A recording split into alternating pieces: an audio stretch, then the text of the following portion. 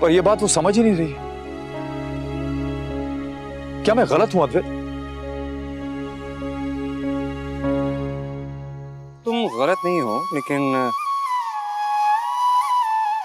मुझे लगता है अनुपमा सही है। क्या होता है ना कि कभी कभी पास रहने के लिए दूर रहना बड़ा जरूरी होता है। और वैसे भी तुम दोनों की रिलेशनशिप में इतने सालों का बैगेज है यार। पर मैं उस बैगेज के साथ जीने को तैयार हूं। जाहिर सी बात है तुम तो तैयार हो गए, क्योंकि ये बैगेज तुम्हारे ऊपर नहीं है। Okay, I be very honest, मैं नहीं जानता कि तुम्हारे और अनुपमा के बीच में क्या हुआ था, लेकिन बिट्रेयल, आंसू, दुख, इन सब चीजों का बैगेज सिर्फ और सिर्फ अनुपमा अकेले उठा के घूम रही है। और अब वो थक चुकी है, शायद इसीलिए वो डिवोर्स चाहती है। और अब वो उस बैगेज को जमीन पर रखकर अपनी जिंदगी के नए सफर की शुरुआत करना चाहती है। पर मैं उसके साथ रहना चाहता हूं, तो क्या ये मेरी गलती है? गलती तुम्हारी नहीं है वनराज, गलती हम दोनों की है। गलती हमारी सोच की है। और हमारी सोच हमें ये सिखाती है कि हमें क्या सोचना है, हमें क्या चाहिए। Okay, it's very simple. अभी थोड़े वक्त पहले तुम उसके साथ नहीं रहना चाहते थे, और अब तुम उसके साथ रहना चाहते हो। तुमने कभी ये सोचा कि उसे क्या चाहिए? It's not your fault Vanraj, trust me. हम लड़कों को यार ये तालीम ही नहीं दी गई, ये सही सवाल पूछने की तालीम ही नहीं दी गई है। बस हमें सिखाया गया है मेरा राजा बेटा यहाँ बैठ जाओ और तुम्हारे इर्द गिर्द जो है पूरी धरती घूमेगी। बट फॉर अ चेंज, अपने आप से पूछो कि अनुपमा क्या चाहती है। और जहां तक साथ में रहने का सवाल है, तुम लोग अलग होने के बाद भी एक दोस्त की हैसियत से तुम उसके साथ रह सकते हो। और अगर मैं दोस्त से ज्यादा बनकर रहना चाहूं तो उसके लिए जो नई कहानी है ना, उसमें तुम्हें अपनी जगह दोबारा बनानी पड़ेगी। लेकिन उससे पहले पुरानी कहानी भूलनी पड़ेगी। ओके?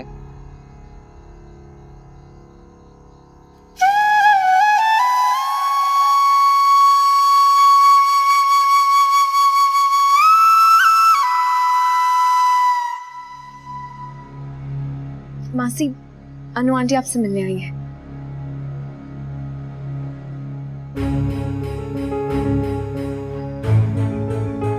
अंदर आ जाओ। हाँ, आओ।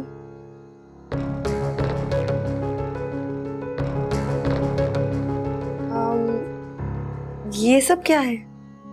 समर और नंदिनी की सगाई है, तो कल एक पूजा रखी है। लड़के वाले लड़की को सगुन देते हैं, तो वो मैं तुम्हें देने आई हूँ।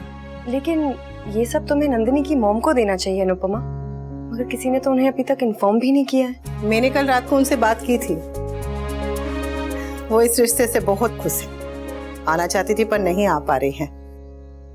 पर तुम तो हो, मासी भी मासी ही होती है, इसलिए तुम्हें ये सगुन देने और कल पूजा के लिए न्योता देने आई हूँ। आओगी ने?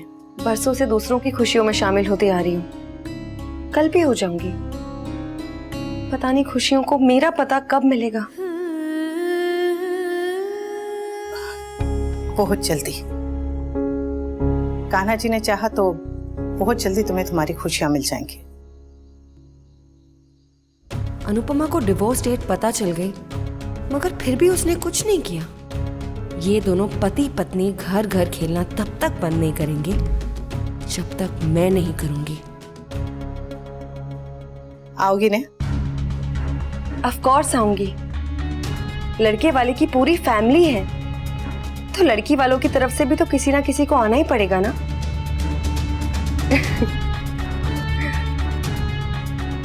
कल सुबह का इंतजार रहेगा।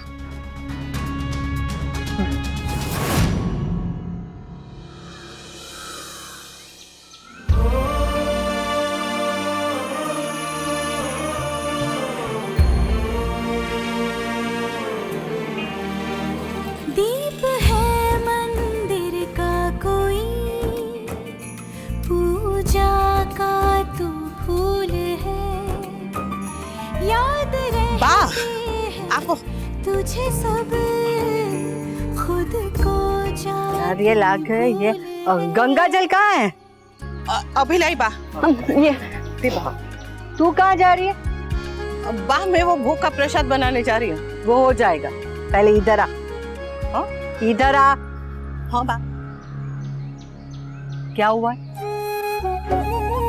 कुछ भी तो नहीं। झूठ मत बोल, कल रात से देख रही, कुछ तो हुआ है।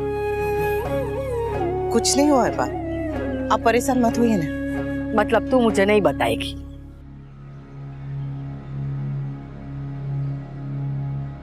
वाह पापा, स्मार्ट लग रहे हो। Thank you.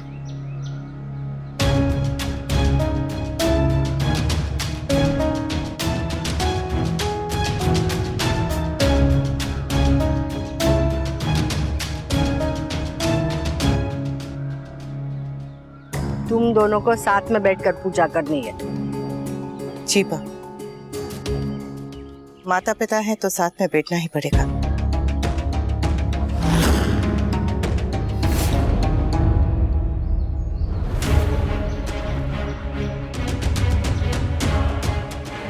बहुत मौके दिए तुम्हें वनराज, अब मुझे ही कुछ करना पड़ेगा।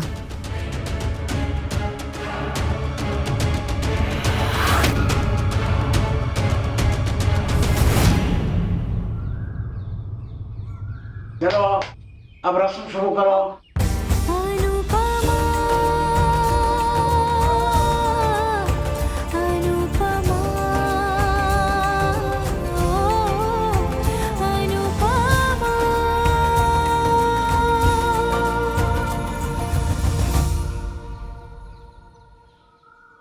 अब आंखें खोलो।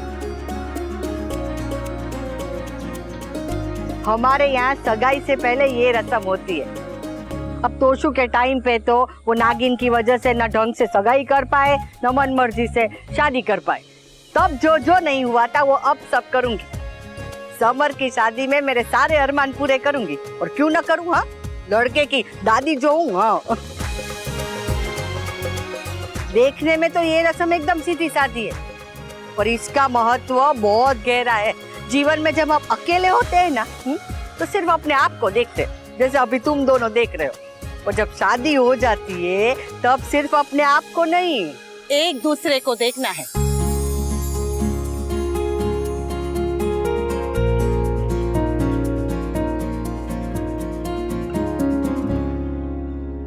एक दूसरे के दुख, एक दूसरे की तकलीफ को देखना है और समझना है। और अगर अपने आप को देखना हो भी ना, तो एक दूसरे की आंखों में देखना होता है।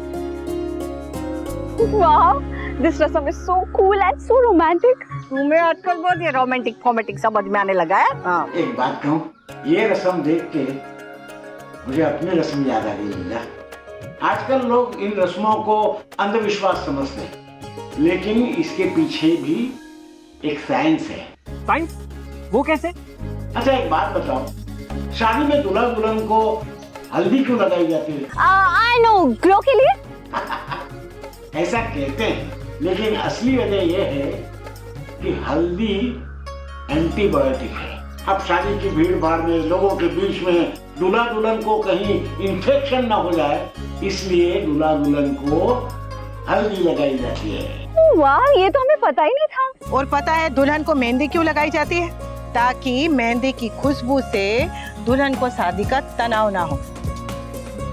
वाह मम्मी, मुझे तो ये पता ही नहीं था।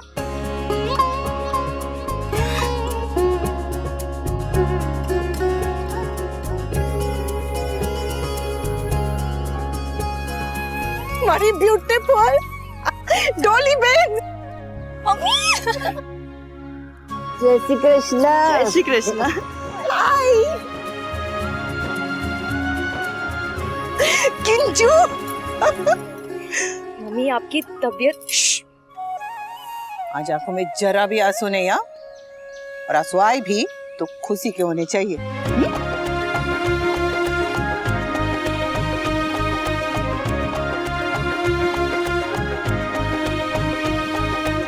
भाई, अब लग रहा है ना कि मेरे समर की सगाई है।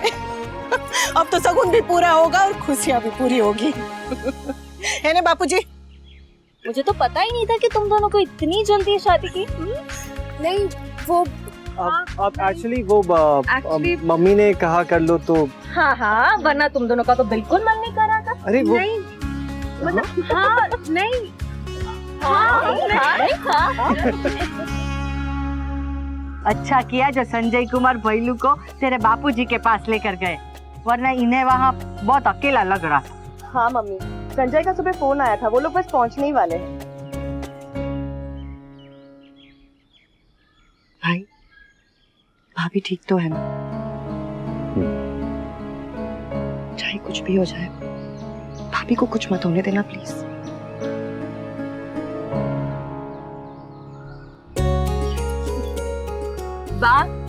बस बस सुखी रहे। अच्छा किया तो तेरी मॉम को नहीं लेकर आई। क्यों माँ? फिर समझ नहीं आता ना कि यहाँ शहनाई बजाए या बीन। चलो अब बातें बहुत हो गई, अब पूजा की रस्म शुरू करते। आजा। हाँ हाँ, सबसे पहले ये नारियल एक दूसरे के हाथ में दे दो।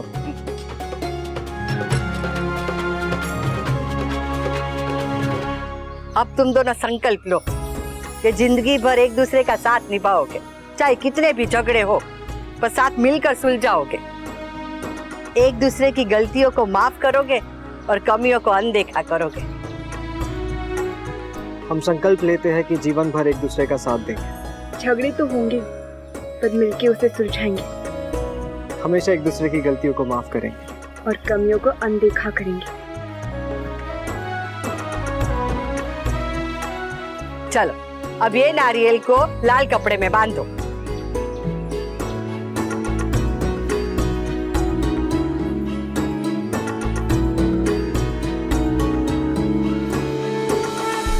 बहू वनराज, अब दोनों नारियल को एक साथ एक कपड़े में बांध के उस झाड़ पे लटका दो। जी वाओ,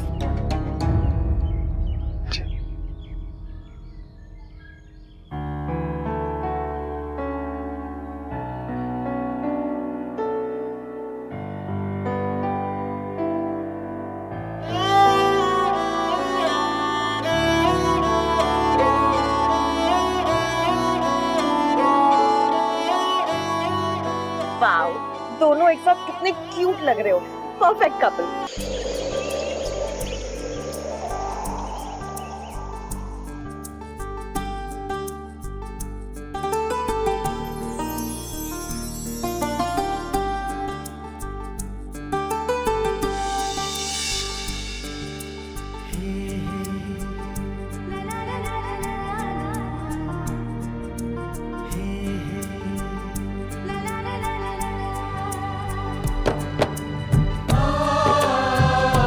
काव्या नहीं आई।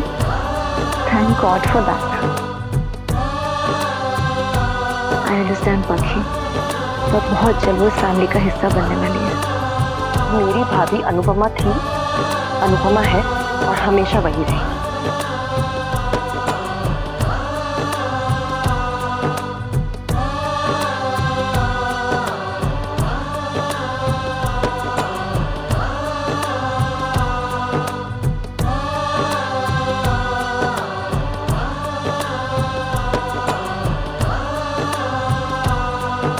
कितनी खुशी से सब सगाई की रस्में हो रही हैं। अभी तक ना वनराज ने ना अनुपमा ने डिवोर्स की बात फैमिली को बताई है। आई एम सॉरी नंदिनी, मुझे ही अपने बारे में सोचना पड़ रहा है। पूजा के बाद हम सबको तलाक की तारीख बताएंगे और परसों तलाक के लिए कोर्ट जाएंगे।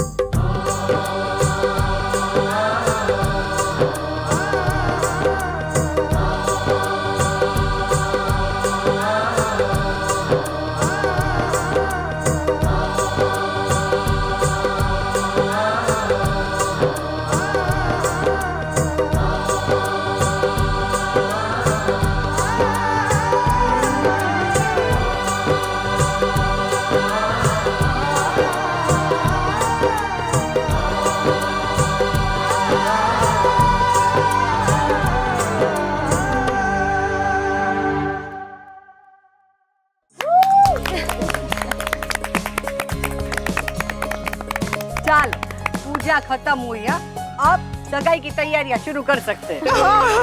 कोई पॉइंट नहीं है बा।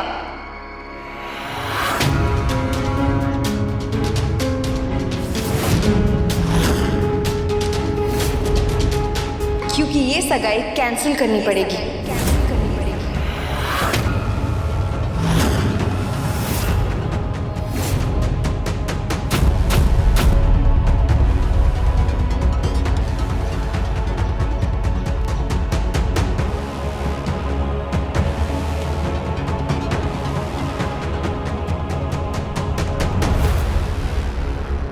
I'm sorry to say बा, मगर फिलहाल ये एंगेजमेंट नहीं हो सकती। तूने क्या हमारी हर खुशी में जहर घोलने की कसम खा रखी है? हाँ?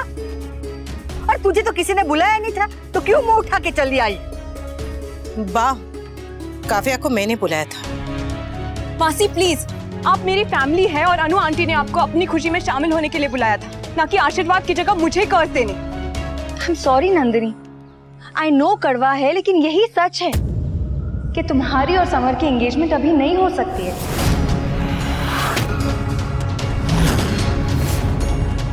इसकी हिम्मत कैसे हुई ये बात कहने की?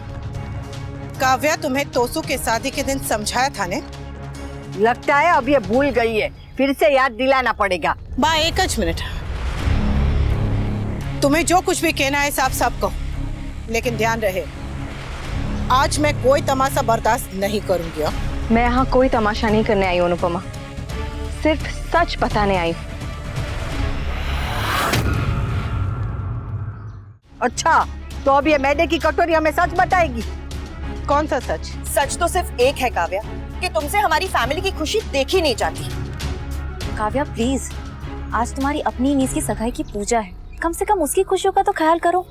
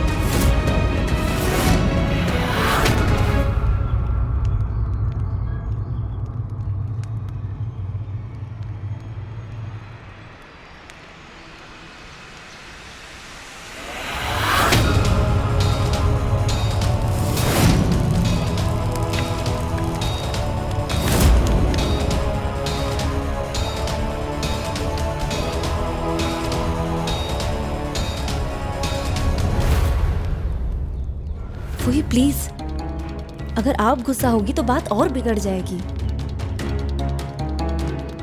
मैंने हम तीनों की नजर उतार दी है, ताकि अब हमारे खुशियों के रास्तों में कोई भी अड़चन ना आए। और अनुपमा और वी का डिवोर्स कल आराम से हो जाए।